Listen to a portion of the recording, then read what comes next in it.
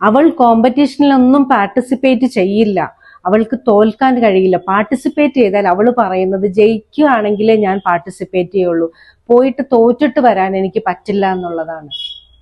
അത് സാധ്യമാണോ? ഒരു കോമ്പറ്റീഷൻ ആവുമ്പോൾ അതിൽ ജയിക്കും തോക്കും, ഇങ്ങനെയുള്ള കാര്യം അവൾക്ക് നാണക്കേടാണ്, മറ്റുള്ളവരെ എങ്ങനെ ഫേസ് ചെയ്യും തോറ്റത് കൊണ്ട് എന്നുള്ളതാണ്. ഈ ഒരു ആറ്റിറ്റ്യൂഡ് കുട്ടികളിൽ എങ്ങനെയാണ് സംഭവിക്കുന്നത്? ഒരു കാട്ടിലെ മൃഗം എത്രമാത്രം പ്രാവശ്യം പരാജയം നേരിട്ടാണ് ഒരു ഇരയെ തേടിപ്പിടിക്കുന്നത്. പലപ്പോഴും between the lip and the cup എന്നുള്ള രീതിയിൽ ഇര മിസ്സായി പോവാറുണ്ട്. അതേസമയം തന്നെ ചില സമയങ്ങളിൽ ഒറ്റ ടേക്കിന് അല്ലെങ്കിൽ ഒറ്റ പ്രാവശ്യം കൊണ്ട് കിട്ടുകയും ചെയ്യും.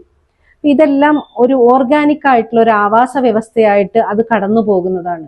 പണ്ട് ഹണ്ടർ ഗ്യാദറേഴ്സിന്റെ ടൈമിലാണെങ്കിലും ദിവസം മുഴുവൻ ഹണ്ട് ചെയ്തിട്ടും ഒരു ആനിമലിനെ പോലും കിട്ടാതെ തിരിച്ചു വരുന്ന അവസ്ഥ കാണാറുണ്ട്. പിറ്റേ ദിവസം അവർ പ്രതീക്ഷയോടുകൂടി ഹണ്ടിങ്ങിന് പോവുകയാണ്. അപ്പോൾ അവർക്ക് കിട്ടിയെന്നിരിക്കും. ഇതാണ് ജീവിതം എന്ന് പറയുന്നത്. തോൽവിയും പരാജയവും ജീവിതത്തിന്റെ ഭാഗം തന്നെയാണ്. ഒരു കോയിന്റെ രണ്ട് സൈഡ്സ് ആണ്. Failures are stepping stone to success എന്ന് പറയുന്നത് അത് ഈ മനസ്സിലാക്കലാണ്. ഓരോ കാര്യങ്ങളും മനസ്സിലാക്കണം. ഒരു മൃഗത്തിന് ഒരു പ്രാവശ്യം ഒരു ഇരയെ കിട്ടിയില്ലെങ്കിൽ മൃഗം അടുത്ത പ്രാവശ്യം സ്പീഡ് കൂട്ടണോ, ജമ്പ് ചെയ്യണതിന്റെ പാറ്റേൺ കൂട്ടണോ, അതോ സൈലന്റ് ആയിട്ട് ഇരിക്കണോ, അതോ ഇര വരുന്ന ടൈം ശരിയായില്ലേ നോക്കിയത്, അങ്ങനെ പല പല കാര്യങ്ങളാണ് പഠിക്കുന്നത്. ഓരോ പരാജയത്തിൽ നിന്നും ഇതുപോലെ പല പല കാര്യങ്ങൾ പഠിച്ചെടുക്കുന്നുണ്ട്.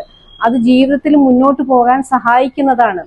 വിജയം മാത്രം കൊണ്ട് ഒരു കംപ്ലീറ്റ് ആകുന്നില്ല. ഒരു കാര്യത്തിൽ വിജയിക്കുക എന്നുള്ളത് എല്ലാ കാര്യത്തിലും വിജയിക്കണം എന്നില്ല. ഒരു കാര്യത്തിൽ വിജയിക്കുക എന്ന് പറഞ്ഞാൽ ആ ഒരു പോയിന്റിൽ വിജയിക്കുക എന്നുള്ളതാണ്, എല്ലാ കാര്യത്തിലും അല്ല. ഒരു അക്കാഡമിക്കലി ബ്രില്യൻ്റ് ആയിട്ടുള്ള കുട്ടി വേറെ ഏതെങ്കിലും കാര്യത്തിൽ ബാക്ക്വേർഡ് ആയിരിക്കും, മറ്റൊരു കുട്ടി അതിൽ ഫോർവേഡ് ആയിരിക്കും. ഈ ഒരു വസ്തുത, ഈ ഒരു കാര്യം മനസ്സിലാക്കിയെടുക്കുക. പിന്നെ ഏത് പരാജയത്തിൽ നിന്നും നമ്മൾ വിചാരിച്ചാൽ, മനസ്സ് വെച്ചാൽ, വേണ്ട മാറ്റങ്ങൾ വരുത്തിയാൽ വിജയിക്കാനും സാധിക്കും.